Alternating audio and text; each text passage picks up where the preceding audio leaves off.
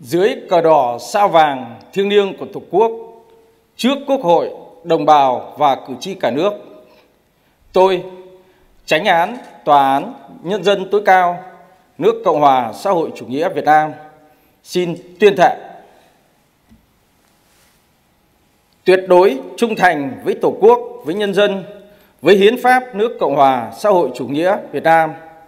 nỗ lực phấn đấu hoàn thành tốt nhiệm vụ được Đảng, Nhà nước và nhân dân giao phó.